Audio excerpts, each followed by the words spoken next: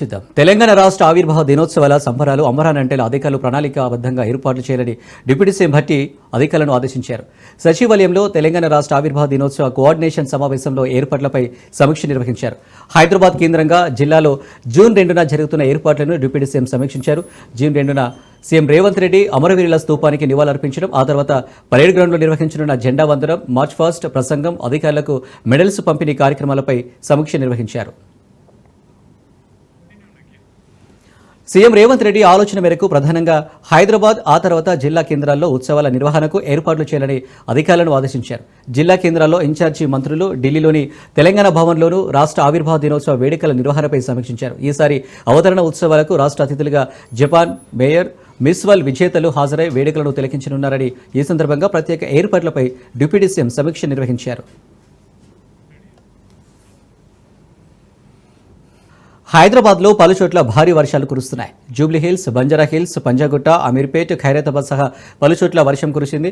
భారీ వర్షంతో పలు ప్రాంతాల్లో రహదారులు జలమయమయ్యాయి. బషీర్బాగ్, లెగటికపుల్, లిబర్టీ, లంగర్ హౌస్, గోల్కొండ, కారువన్లో భారీ వర్షంతో ట్రాఫిక్ జామ్ అయింది. భారీ వర్షంతో రోడ్లపై నీరు చేరడంతో వాహనదారులు ఇబ్బందులు పడుతున్నారు. లోతట్టు ప్రాంతాల ప్రజలు అప్రమత్తంగా ఉండాలని జీహెచ్ఎంసీ అధికారులు హెచ్చరించారు. అత్యవసరమైతే తప్ప బయటకు రావద్దని, మ్యాన్ హోల్స్ ప్రాంతాలు సురక్షితంగా ఉండాలని సూచించారు.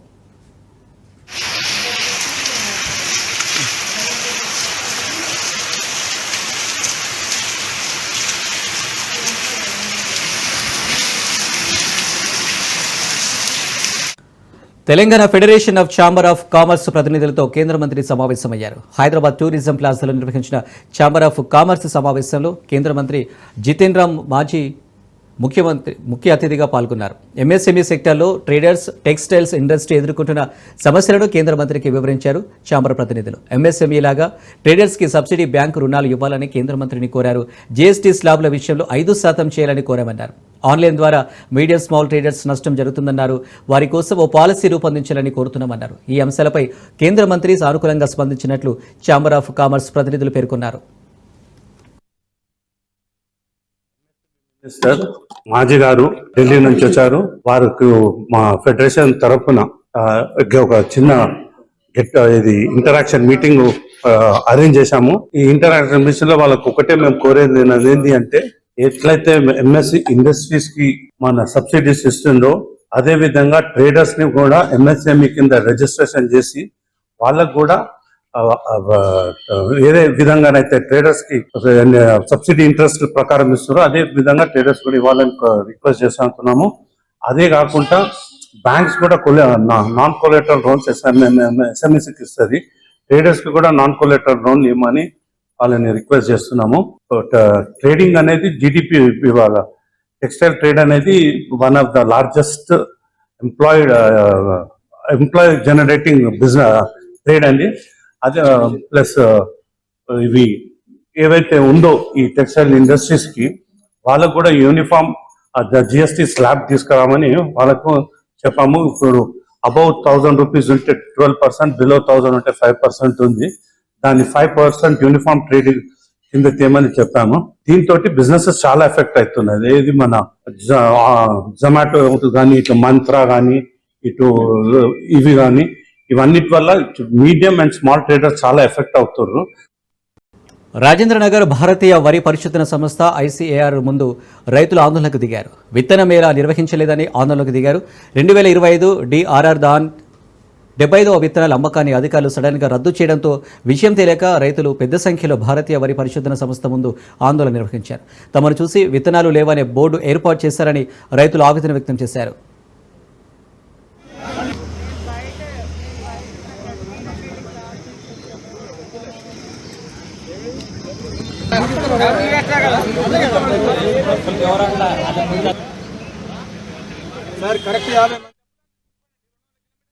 నల్గొండ జిల్లా నెల్లూరు మండలం నుంచి వచ్చాను. దాదాపు 200 కిలోమీటర్స్ ఎమర్జెన్సీ అంటే 1 వీక్ బిఫోర్ వాళ్ళు 5 కేజీస్ అని చెప్పన్నారు.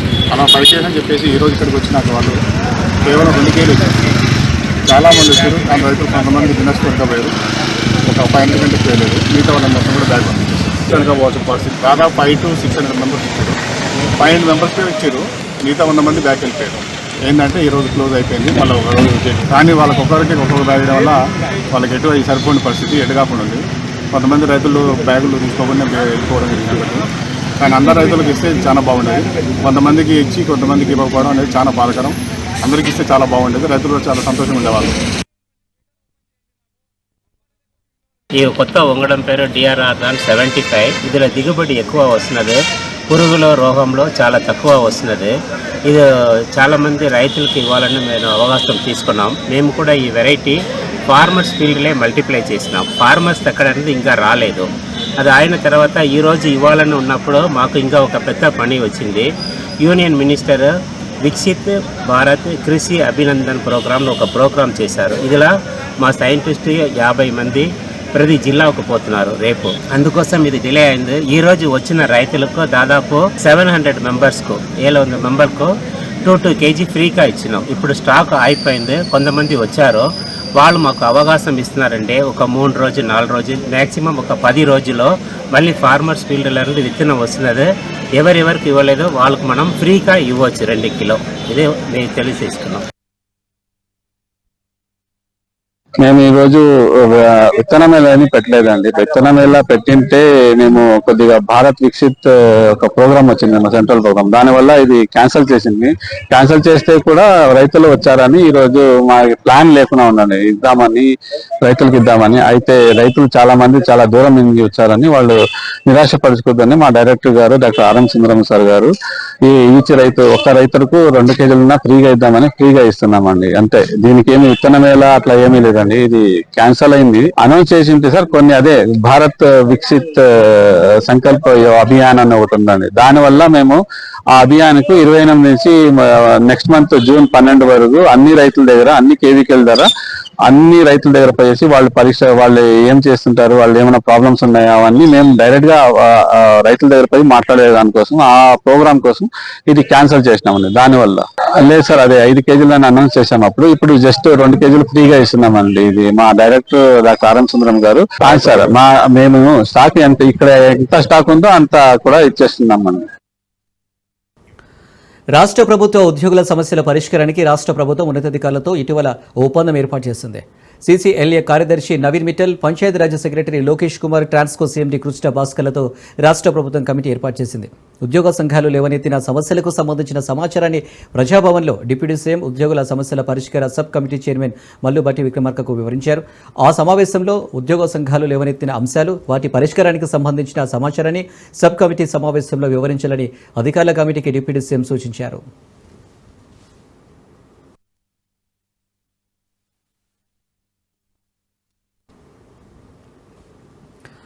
ఆపరేషన్ కగర్పై శాంతి చర్చలు జరపాలని వామపక్ష పార్టీల నేతలు, ప్రజా సంఘాల నేతలు డిమాండ్ చేశారు. ఎన్కౌంటర్ జరిగి వారం రోజులైన మృతదేహాల కుటుంబాలకు ఇవ్వలేదు. దహనం చేసినట్లు వార్తలు వస్తున్నాయన్నారు. రాజ్యాంగానికి విరుద్ధంగా పాలకులు నిర్ణయాలు తీసుకుంటున్నారని కోనంనేని ఫైర్ అయ్యారు. సజీవంగా పట్టుకొని చంపుతున్నారన్నారు. కేశవరావును చంపిన పద్ధతి ఏంటి అని ప్రశ్నించారు. ఆయనను సజీవంగా పట్టుకొని బైలెట్లో కొట్టి చంపినట్లు ఫోటోలో కనిపిస్తుందన్నారు. మావోయిస్టులు ఏం అన్యాయం చేశారని ఆవేదన వ్యక్తం చేశారు. మావోయిస్టులు ఎంతమందిని చంపారో చెప్పారు, కానీ మీరు ఎంతమందిని చంపారో లెక్కలు చెప్పాలని డిమాండ్ చేశారు.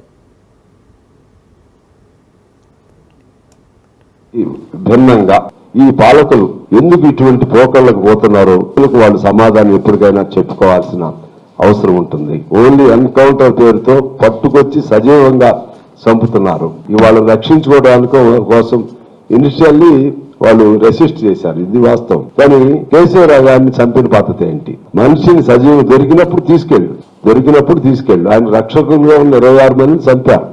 ఎంత అన్యాయమైన పద్ధతి ఇది! ఏం ద్రోహం చేశారు మావోయిస్టులు? ఏమి ద్రోహం చేశారు? వాళ్ళు ప్రజల కోసం జైలులో ఉంటున్నారు. టెర్రరిస్టులు 100 మంది లోపే చంపుతారు, ఇక్కడ 800 మందిని చంపారు. టెర్రరిస్టులను ఎందుకు ఆగిపోయింది? ఎందుకు చంపలేకపోయారు? ఎందుకు పట్టుకోలేకపోయారు? పట్టుకున్నారా? ట్రంప్ ఆదేశాలకు అనుగుణంగా లొంగిపోయారు. లేకపోతే హరగోపాల్ గారు, మనందరం లెఫ్ట్ పార్టీస్, మనమే కాదు దేశవ్యాప్తంగా వాళ్ళు చర్చలు జరపండి అని అడుగుతుంటే చర్చలు జరపకుండా చంపడమే మా పని అంటూ ఏ ధర్మం చెప్పింది? ధర్మయుద్ధం అంటే ఏంటి? తెల్లజెండా ఎత్తితే లేకపోతే చర్చలు జరపాలని అంటే వాళ్ళు మేము చర్చలకు వస్తాం, అవసరమైతే ఆయుధాలు కూడా త్యజించడానికి సిద్ధం అయినట్టుగా అనిపించింది. వాళ్ళు నోటితో అనలేదు, కానీ అది మంచి అవకాశం కదా. కానీ వాళ్ళ ఉద్దేశం వాళ్ళని చంపాలి. వాళ్ళు టెర్రరిస్టులతో చర్చలు జరుపుతారు, దేశ ద్రోహంతో చర్చలు జరుపుతారు. దేశం కోసం పోరాటం చేసేటువంటి వీళ్ళు కొన్ని తప్పులు చేసి కొన్ని చిన్న తప్పులు చిన్నయో పెద్దయో జరుగుతున్నాయి. కొంతమంది అమాయక పోలీసులు వాళ్ళు కూడా పేదాళ్లే, అవన్నీ మేము ఖండిస్తున్నాం. ఓయూలో మాల విద్యార్థి నాయకులు చెలో బోరిగాం గోడ పత్రిక ఆవిష్కరించారు. బుద్ధ విగ్రహం తొలగించినందుకు నిరసనగా ఈ నెల 30న నిర్మల్ జిల్లా ముధోల్లో బోరిగాం బహిరంగ సభ నిర్వహించనున్నారు. ఈ నెలలో బుద్ధ జయంతి రోజున బోరిగాంలో బుద్ధుని విగ్రహాన్ని తొలగించారన్నారు. వారిపై ఇప్పటి వరకు చర్యలు తీసుకోలేదని మండిపడ్డారు. కాంగ్రెస్ ప్రభుత్వం వారిపై కఠిన చర్యలు తీసుకోవాలని డిమాండ్ చేశారు.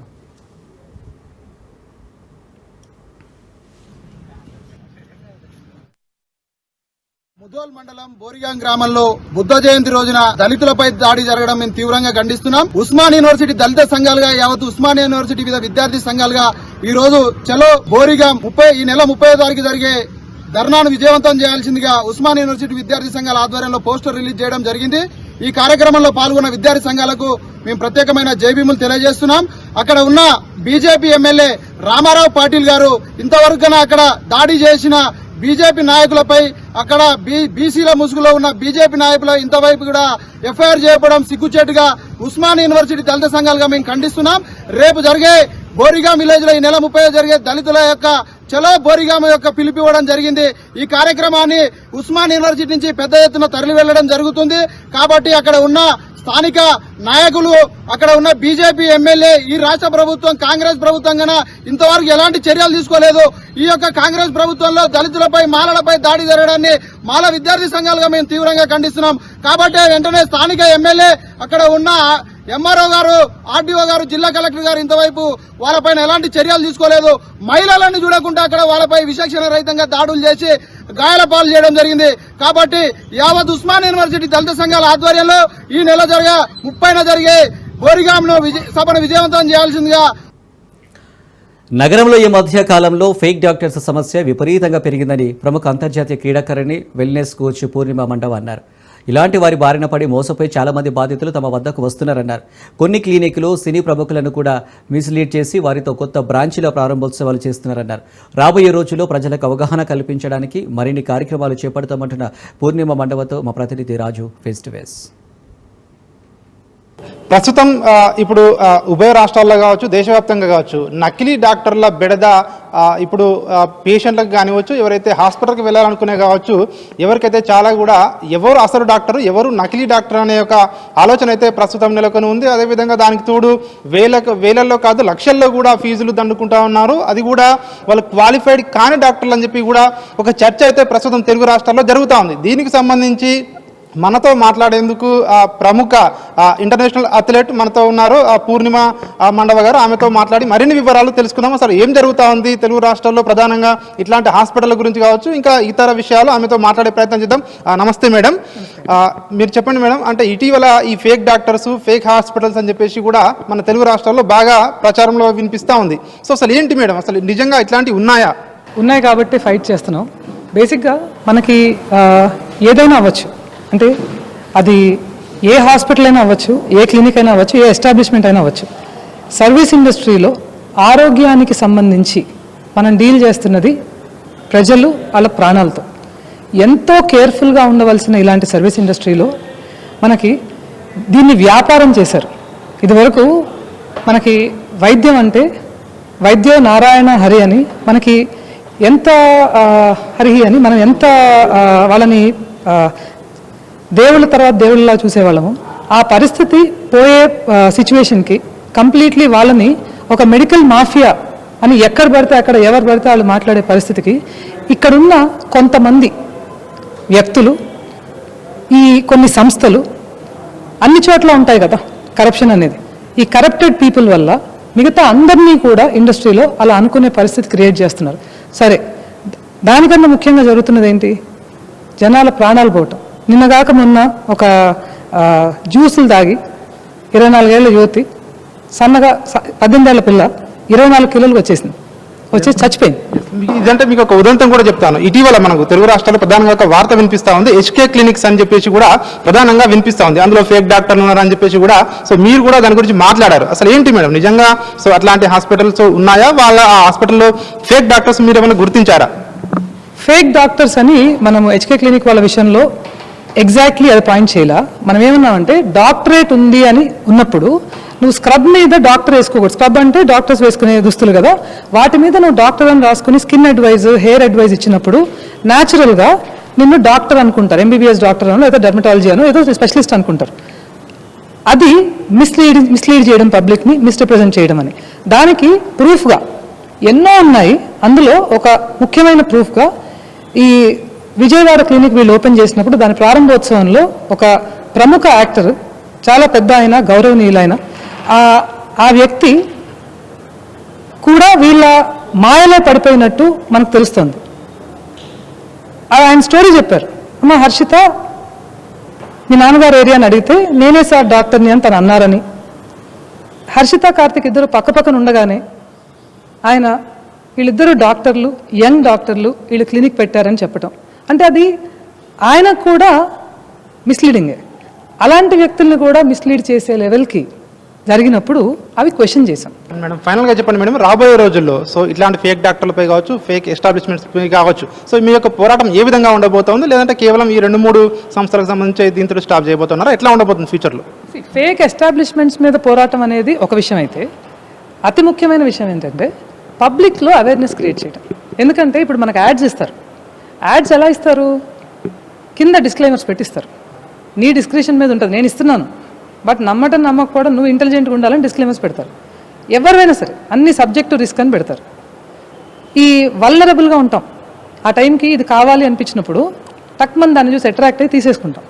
సో అవి తప్పేంటి, ఒప్పేంటి, అందులో దానివల్ల వచ్చే కష్ట నష్టాలు, సాధక బాధకాలు ఇవన్నీ కూడా పబ్లిక్కి అర్థమయ్యేటట్టు చేయాలి.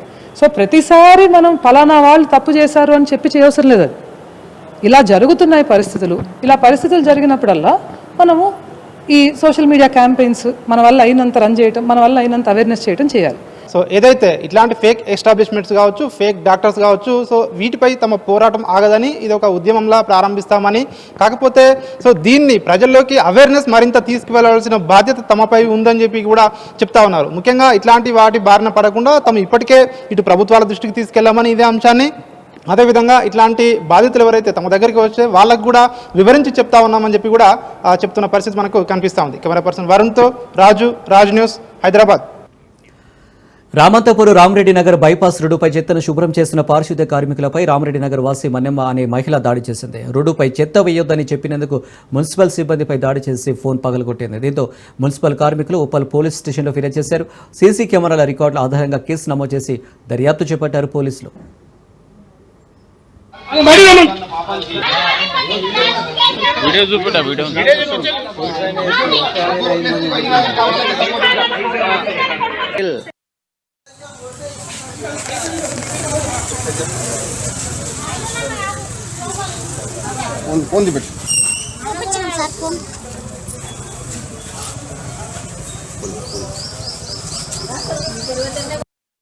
చెత్త వేయొద్దని మేము ఇట్లా అడ్డం పడ్డందుకు ఎందుకు వేయొద్దని ఇన్ని వేస్తా బరాబర్ అని చెప్పేసి సార్ లేదు వేయొద్దు అని వీడియో తీస్తున్నందుకు సార్ను చెత్త డబ్బాతోటి ఇట్లా ముఖం మీద కొట్టింది.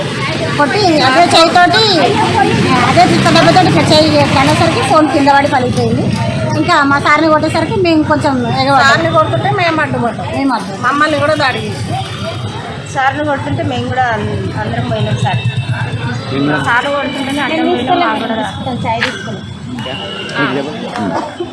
మీ పేరమ్మా? చెత్త వేయొద్దని మేము అంటే వచ్చి హైదరాబాద్ చైతన్యపురి పోలీస్ స్టేషన్ పరిధిలో నేత్రాలయ కంటి ఆసుపత్రిలో దారుణం చోటు చేసుకుంది. లెన్స్ ట్రీట్మెంట్ కోసం ఆసుపత్రికి వచ్చిన మహిళతో 2 లక్షల ఫీజు చెల్లించుకున్నారు.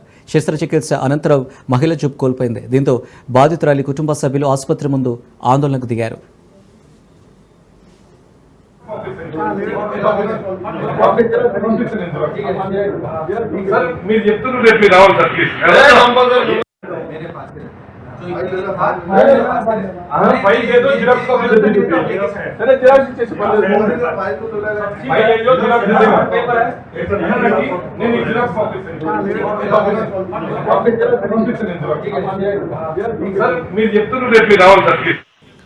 హైదరాబాద్ రామంతపూర్ ఇంటి ముందు కాలనీవాసులు ధర్నాకు దిగారు.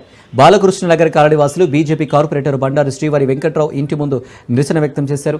కార్పొరేటర్ తమ కాలనీకి రావాల్సిన పైప్ లైన్ పనులు రాకుండా వేరే కాలనీకి కేటాయించే ప్రయత్నం చేస్తూ మున్సిపాలిటీకి లేటర్ రాసి ఆపించాడని ఆందోళనకు దిగారు. వెంటనే తమకు కేటాయించిన డ్రైనేజీ పైప్ లైన్ తమ వద్ద వేయాలని కాలనీ వాసులు డిమాండ్ చేశారు. అంతేగాని ఒక మాట జీఎం గారికి ఫోన్ చేసి చెప్పాలి. ఇప్పుడు మా ముందు జీఎం గారికి ఫోన్ చేయాల్సిందే, జీఎం గారికి ఫోన్ చేసి చెప్పాల్సిందే, ఫోన్ చేసి చెప్పాల్సిందే. మీరు ఆపకపోతే ఫోన్ చేయాల్సిందే. మీరు ఆపినట్టయితే ఫోన్ చేయకండి, మీరు ఆపినట్టయితే ఫోన్ చేయకండి, ఆపకుంటే మీరు ఫోన్ చేయండి. కొందరు వాళ్ళ స్వార్థం కోసం, వాళ్ళ లబ్ధి కోసం కాలనీ అంటే బాలకృష్ణ కాలనీ మొత్తం కాదు, ఒక లైన్ వాళ్ళని తీసుకొచ్చి అనవసరంగా మా మీదకి ధర్నా చేయడం జరిగింది. బాలకృష్ణ నగర్లో మేము ఎన్నో అభివృద్ధి పనులు చేస్తున్నాం. బాలకృష్ణ నగర్లో మొత్తం మెయిన్ లైన్ మొత్తం ఏర్పాటు చేయాలని మాది ఎప్పటి నుంచో ఉంది. మేము స్టార్టింగ్లో కూడా మాట ఇచ్చినట్టు మేము డ్రైనేజ్ లైన్ కంప్లీట్ అయిన తర్వాత రోడ్స్ అవన్నీ చేసుకుంటూ వస్తున్నాం. రామంతపూడి జిల్లాలో ఎన్నో అభివృద్ధి పనులు మేము చేస్తూనే ఉన్నాం. ప్రతి కాలనీలో ఎన్నో కోట్ల పనులు మేము చేసాం ఇప్పటివరకు. ఈ 4 సంవత్సరాల నుంచి ఎక్కడ నాన్ కరప్టెడ్గా మేము పని చేసుకుంటూ వెళ్తున్నాం. ఎవరో ఇట్లా స్వార్థ రాజకీయాల కోసం ఇట్లా ధర్నా చేయడము మాకు కరెక్ట్ కాదు.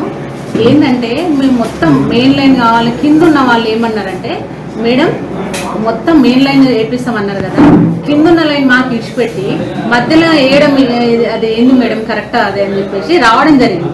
మేము ప్రజల కోసం పని చేయడానికే ఉన్నాం మేము. అయితే పబ్లిక్ మా దగ్గరకు వచ్చి మా దగ్గర వేయకుండా అక్కడ పైన ఎందుకు వేస్తారు మేడం, ఫస్ట్ కింద నుంచి వేసుకుంటూ రావాలనేది మా దగ్గరకు వచ్చి అడగడం జరిగింది. అందుకని మేము ఆ పని ఆపించి కింద నుంచి వేసుకురావడానికి మేము అధికారులకు వద్దు ఇక్కడ ఆపండి, కింద నుంచి అడుగుతున్నారు కాబట్టి కింద నుంచి వేసుకుంటూ వస్తున్నాం. బాలకృష్ణ నగర్ మొత్తం డ్రైనేజ్ శాంక్షన్ చేయించడానికే ఉన్నాం మేము. నాగలులో కూతురు వయసున్న యువతితో తన భర్త అక్రమ సంబంధం పెట్టుకున్నాడని తెలిసి భార్య రెడీ హ్యాండెడ్గా పట్టుకుంది. యువతిని భర్త రాముని పట్టుకుని చితకబాదింది. బిల్డర్గా పనిచేస్తున్న రాము వద్ద పనిచేసేందుకు యువతి వచ్చింది. అయితే ఆమెతో అక్రమ సంబంధం పెట్టుకున్నాడని తెలిసి ఫాలో కావడంతో అసలు బండారం బయటపడింది. ఘటనపై పోలీసులకు ఫిర్యాదు చేసి తనకు న్యాయం చేయాలని కోరింది.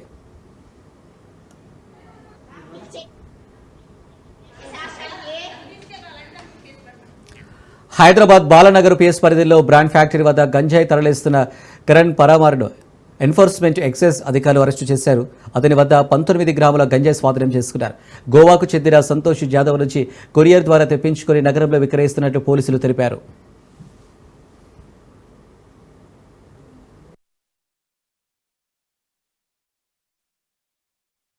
విశ్వసనీయ సమాచారం మేరకు ఒక రేడ్ కండక్ట్ చేయడం జరిగింది. అట్టి రేడ్ లో మాకు అనుమానాస్పదంగా ఒక పౌడర్ లాంటిది కనిపించింది. దాన్ని టెస్ట్ చేయగా అది కొకేన్ అని తేలింది. దాన్ని మొత్తం సుమారుగా 19 చిల్లర గ్రాములు బరువు కలిగి ఉన్నది. ఇది మొత్తం గోవా నుంచి ఇక రాకెట్ ఇక్కడ హైదరాబాద్ కు నడుస్తున్నది. సో అక్కడ గోవాకు చెందిన సంతోష్ జాదవ్ ఎలియాస్ రాకీ అనే వ్యక్తి ద్వారా కొరియర్ ద్వారా తెప్పించాడు. ఈ మొత్తం పదార్థం చాలా డేంజర్. దీని విలువ 1 గ్రాముకు దగ్గర 15,000 రూపాయలు ఉంటుంది ఒక్కొక్క గ్రామ్. అలాంటిది మనం 19 గ్రాములు సీజ్ చేసాం. మరియు దాంతో పాటుగా ఓజీ కుష్ అని ఉంటుంది ఒకటి, అది 6.7 గ్రాములు. ఇది విదేశీ నాణ్యమైన రకం. ఇండియాలో దొరికేది కాదు, ఇది ఓన్లీ ఫారిన్ లో దొరికే మత్తు పదార్థం. అది కూడా దొరికింది. దీని మార్కెట్ విలువ చూస్తే గ్రాముకు 4,000 రూపాయలు ఉంటుంది. ఈ పదార్థము మొత్తం దాంతో పాటుగా 55,000 రూపాయల నగదు కూడా సీజ్ చేయడం జరిగింది. ఈ మొత్తం పదార్థంతో పాటుగా ఒక ఐఫోన్ కూడా సీజ్ చేయడం జరిగినది. ఏదైతే పదార్థం ఉందో ఆ పదార్థాన్ని నిన్న రాత్రి బేగంపేట ప్రాంతంలో బ్రాండ్ ఫ్యాక్టరీ ప్రాంతం దొరికినది. దీంతో పాటుగా కరణ్ పర్మార్ సన్ ఆఫ్ కౌశల్ జూబ్లీస్ వయసు 32 సంవత్సరాలు. ఇతను కూడా ఇందులో వన్ ఆఫ్ ది ముందు నిందితుడు అని అరెస్ట్ చేశారు. నాగలలో గురూజీ సాయిరాజ్ అనే జ్యోతిష్యుడు కుటుంబ సమస్యలు తీరుస్తారని నమ్మబలికి దంపతుల నుంచి 32,000 నగదు 5 తులాల బంగారం అపహరించాడు. బాధితురాలు గుండు రజని ఫిర్యాదుతో పోలీసులు కేసు నమోదు చేసి దర్యాప్తు చేస్తున్నారు. నాగల్లోని అనంత వీరారెడ్డి కాలనీకి చెందిన గుండు రజని తన భర్త ప్రవర్తనలో మార్పులు రావడంతో శ్రీ రేణుక ఎల్లమ్మ తల్లి జ్యోతిష్యాలయం నడుపుతున్న సాయిరాజ్ను సంప్రదించింది. 3వ వ్యక్తి ప్రమేయం ఉందని చెప్పిన సాయిరాజు సమస్య పరిష్కారానికి 10,000 డిమాండ్ చేశారు. రజని తన నగలను తాకట్టు పెట్టి ఆ మొత్తాన్ని చెల్లించింది. 2 రోజుల తర్వాత పూజలు చేశారని చెప్పిన సాయిరాజు అదనంగా 22,000 డిమాండ్ చేశారు.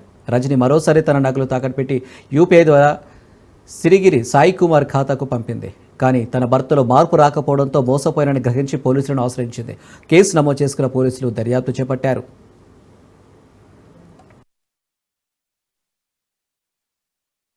28/4/2025 నాడు మన దగ్గర ఒక మహిళ 40 సంవత్సరాల మహిళ జైపూరి కాలనీ ఒక కంప్లైంట్ ఇచ్చింది. ఈ విధంగా ఆమె ఒక రేణుక ఎల్లమ్మ జ్యోతిషాలయం అనేది జైపూరి కాలనీలో ఒక గురూజీ సాయిరాజ్ అని వ్యక్తి పెట్టాడు. అతని దగ్గరికి ఈయన భర్త సరిగా ఉండట్లేదనే ఉద్దేశంతో అక్కడికి వెళ్ళడం జరుగుతుంది.